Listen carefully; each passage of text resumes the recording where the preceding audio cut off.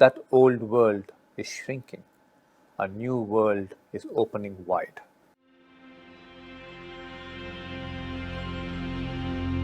This is indeed a hard time for many young people, especially for those who must be graduating at this point in time and emerging into the market looking for jobs.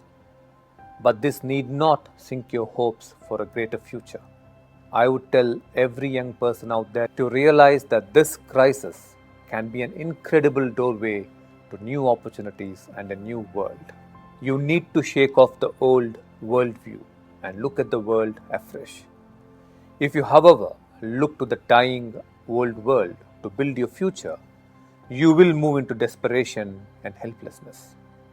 Because that old world is shrinking, a new world is opening wide. To enter this new world, you need to shift from an exploitative tendency towards nature to one of respect and symbiosis with nature.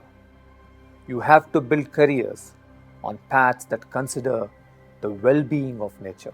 You need to shift your career frameworks from the old world that was stuck extensively to the brick and mortar structures to the new world that will increasingly orient to online world, to the virtual world and the internet world. You need to shift from following the old ways of conformity shown by your parents and society to the new ways that shine with creative potential. For all this, you must refuse to use your career as a means of survival and money making alone. You must see your career as an avenue to express your passion, as a way to contribute to the well-being of the world around you. If these shifts can happen in your outlook and in your consciousness, you will be pioneers of the new world. You will emerge as new world leaders. Let us now take a look at the big picture. Let us not speak of the present crisis alone, but of the future generations too.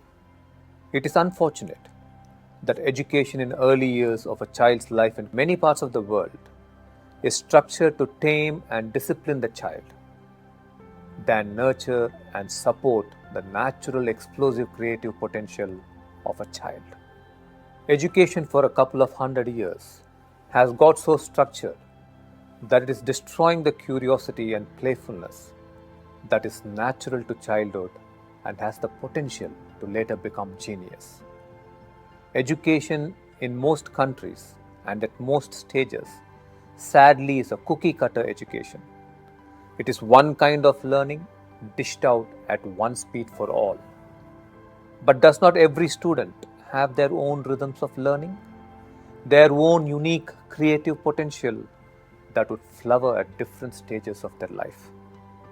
Consequently, does not every student need support that is uniquely designed for their pace?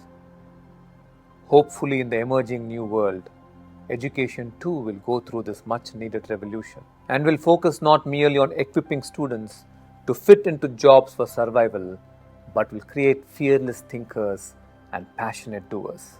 Such a generation will not helplessly suffer at the mercy of the ebb tides and the flow tides of economy and politics.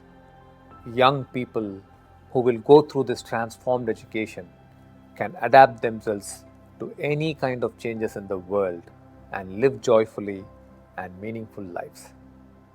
In the ultimate analysis, the test for a well lived life is in whether you live life as a burden or as a celebration, whether you lived it in loneliness or in love, whether you lived it for yourself alone or whether you included others' well being into your own.